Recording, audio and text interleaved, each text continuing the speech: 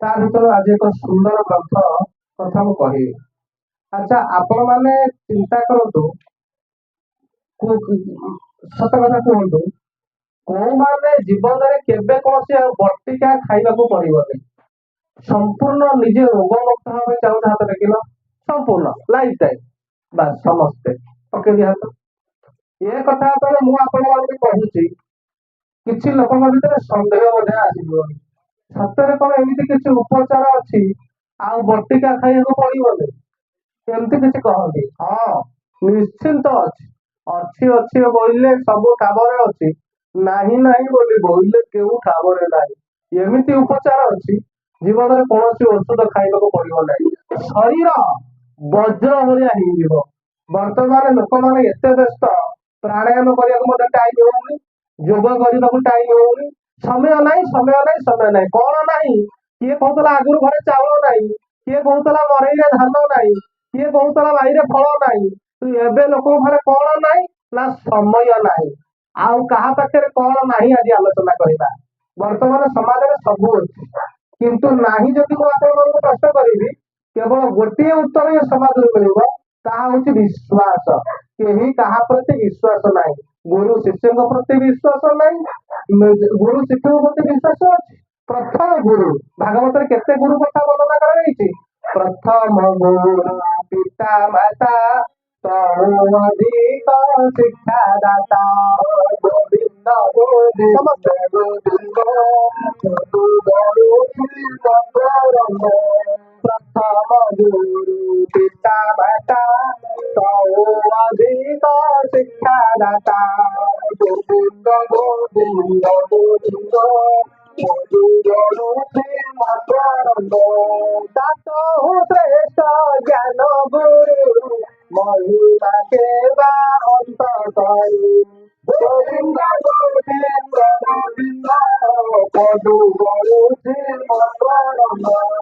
ଗୁରୁ ଭଗବାନ କି ପ୍ରଥମ ଗୁରୁ ପିତା ମାତା, ତହୁ ଅଧିକ ଶିକ୍ଷାଦାତା, ତାତହୁ ଶ୍ରେଷ୍ଠ ଜ୍ଞାନ ଗୁରୁ, ମହିମା କେବା ଅନ୍ତ କରୁ। ଆଜି ଏଇ ପ୍ରସଙ୍ଗରେ ଆମେ ଆଲୋଚନା କରିବା। ପ୍ରଥମ ଗୁରୁ ପିତା ମାତା। ଜୀବନରେ କ୍ୟାମେରା ସାମ୍ନାରେ ହାତ ଟେକ, କୋଉମାନେ ସବୁଥିରେ ସଫଳ ହବା ଚିନ୍ତା କରୁଛ? ହାତ ଟେକ। ଯାହା ଯେତେବେଳେ ହାତ ଟେକିଲେ ଦେବାନନ୍ଦ ଭିଡିଓ କଲ୍ କର, ସମସ୍ତେ ସଫଳ ହବା ପାଇଁ ଚାହୁଁଛନ୍ତି, ପକେଇ ଦିଅ ହାତ। ତାହେଲେ ସଫଳତାର ମନ୍ତ୍ର କଣ? ଆପଣ ସଫଳ ହବା ପାଇଁ କେତେବେଳେ ପଣ୍ଡିତ ପାଖକୁ ଜାତକ ଦେଖିବା ପାଇଁ ଯାଇଛନ୍ତି, କେତେବେଳେ ସଫଳ ହବା ପାଇଁ କୌଣସି ପୂଜା କରିଛନ୍ତି, କେତେବେଳେ ସଫଳ ହବା ପାଇଁ ମନ୍ତ୍ର ଗ୍ରହଣ କରିଛନ୍ତି, କେତେବେଳେ ସଫଳ ହବା ପାଇଁ ବ୍ରତ କରିଛନ୍ତି, କେତେବେଳେ ସଫଳ ହବା ପାଇଁ ତୀର୍ଥଯାତ୍ରା କରିଛନ୍ତି। କିନ୍ତୁ ଆପଣ ମାନଙ୍କୁ ଏଇଠୁ ମୁଁ ଆପଣ ମାନଙ୍କୁ ଗ୍ୟାରେଣ୍ଟି ଦେଇ କହିବି, ଆପଣ ଆଜି ଯୋଉମାନେ ଇଏ ସତ୍ସଙ୍ଗ ଶୁଣୁଛନ୍ତି, ଜୀବନରେ ତମେ କୌଣସି କାମରେ ବିଫଳ ହବ ନାହିଁ। ମୁଁ ଆପଣଙ୍କୁ ଗୋଟେ ସେ ସଫଳତା କଣ ନା, ଶ୍ରୀରାମ ଚରିତ ମାନସରେ ଗୋଟେ କଥା ଅଛି, ସମସ୍ତେ ବୋଲିବା।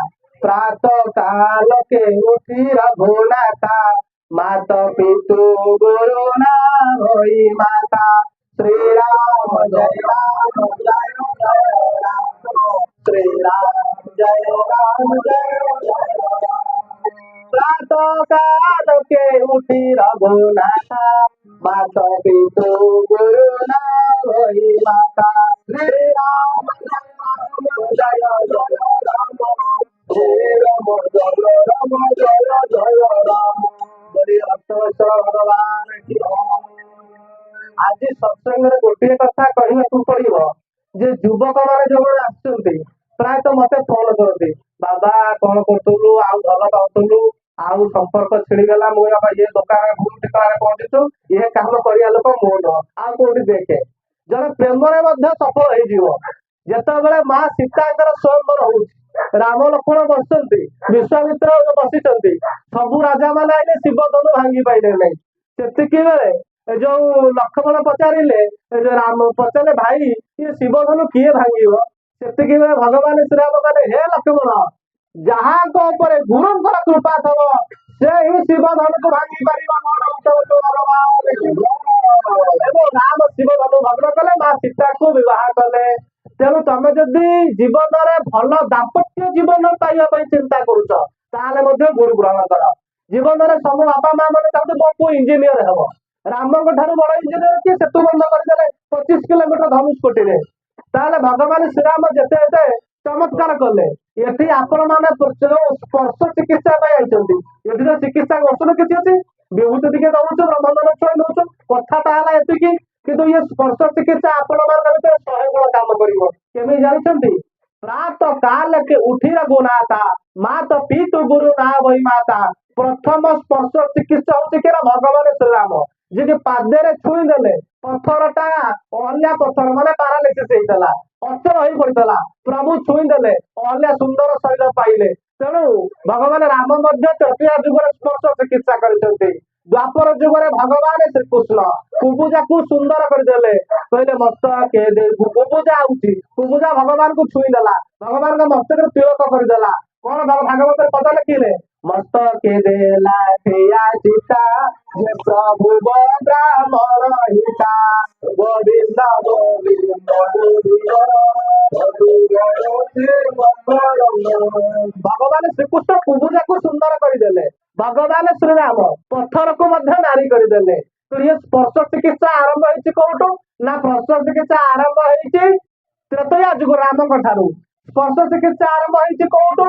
ନା ଭଗବାନ ଶ୍ରୀକୃଷ୍ଣଙ୍କ ଠାରୁ। ଇଏ ସ୍ପର୍ଶ ଚିକିତ୍ସା ଆରମ୍ଭ ହେଇଛି କୋଉଠୁ? ନା ଗୌତମ ବୁଦ୍ଧଙ୍କ ଠାରୁ। ଇଏ ପ୍ରତ୍ୟେକ ଯୁଗରେ ଭଗବାନ ମଧ୍ୟ ସ୍ପର୍ଶ ଦ୍ଵାରା ଅନେକ କଥା କରିଛନ୍ତି। ତେଣୁ କହିବାର କଥା, ଆପଣ ମାନେ ହୁଅନ୍ତୁ ମୁଁ ହୁଅନ୍ତୁ, ମତେ ବହୁତ ଲୋକ ବହୁତ ପ୍ରଶ୍ନ କରନ୍ତି। ଗୋଟିଏ ମନ୍ତ୍ର କରନ୍ତୁ କି ଗୋଟିଏ ତତ୍ଵକୁ ଗ୍ରହଣ କରନ୍ତୁ। ଆପଣ ସକାଳୁ ଉଠିବେ, ବାପାଙ୍କୁ ମାଙ୍କୁ ଗୁରୁଙ୍କୁ ଆପଣ ଯାହାକୁ ଗୁରୁ ହଉଛନ୍ତି, ଅଭିରାମ ପରମହଂସ ଗୁରୁ ହୁଅନ୍ତୁ, ଅନୁଗୁଳ ଠାକୁର ଗୁରୁ ହୁଅନ୍ତୁ, ଗୁରୁ ହଉଛନ୍ତି ଗୋଟିଏ। ଯାହାଙ୍କୁ ଗୁରୁ ବୋଲି ଭାବନ୍ତି, ବାପାଙ୍କୁ ମାଙ୍କୁ ଗୁରୁଙ୍କୁ ଯିଏ ପ୍ରଣାମ କରିବ, ଜୀବନରେ ତାର ଯେତେ ବାଧା ବିପତ୍ତି ଆସିବ ପରୀକ୍ଷା କରି ଦେଖ, ଯଦି ତା ଉପରେ ଗୋଟେ ପାହାଡ ପଡୁଥିବା ଥିବ ତାହେଲେ ନିଶ୍ଚିତ ପତ୍ର ଖଣ୍ଡେ ପଡିବ। ଆମେ ଜଣେ କହିବ ବାପା ମା ମୋର ନାହାନ୍ତି, ନଥାନ୍ତୁ, ବାପା ମା ସବୁବେଳେ ଅଛନ୍ତି, ନାହାନ୍ତି ବୋଲି ନାହିଁ। ମନେ ମନେ ବିଛଣାରେ ଉଠି ପ୍ରଥମେ ବାପାଙ୍କୁ ମାଙ୍କୁ ଗୁରୁଙ୍କୁ ପ୍ରଣାମ କରିବେ।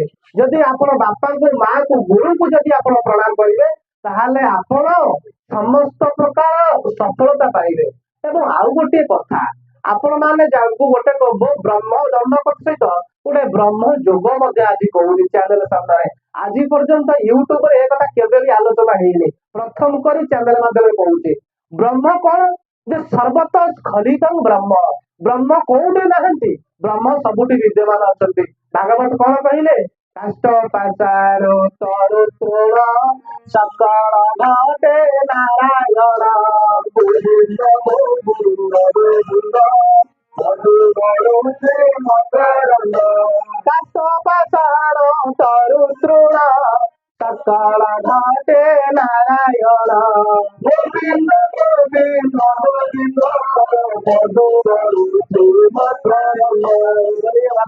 ଭଗବାନ କି ସବୁଠି ବିଦ୍ୟମାନ ଅଛନ୍ତି। ସେ ବ୍ରହ୍ମ ଯଦିଓ ସବୁଠି ଅଛନ୍ତି, ତାହେଲେ ପବନ ସବୁଠି ଅଛି। ଯୋଉଠି ଫ୍ୟାନ ଲାଗିଛି ଥଣ୍ଡା ସେଠି ଆସିବ ନା ଆଉ, ଯୋଉଠି ଏସି ଲାଗିଛି ଥଣ୍ଡା ଆସିବ ନା ଆଉ, ଯୋଉଠି ବିଛଣା ବୁଲିବ ଥଣ୍ଡା ଆସିବ ନାହିଁ, ଆସିବ ନା ଆଉ। ତେଣୁ ଭାଗବତ ଆମକୁ କହିଦେଲେ ସେ ଅଛନ୍ତି ଯେ ସେ ନାରାୟଣକୁ କିଏ କେମିତି ପ୍ରାପ୍ତ କରେ? ନା ସେ ନାରାୟଣ ଦେହ ଯେତେ ବସନ୍ତି ଭାବ ଅନୁମତେ ଗୋବିନ୍ଦ ଗୋବିନ୍ଦ ଗୋବିନ୍ଦ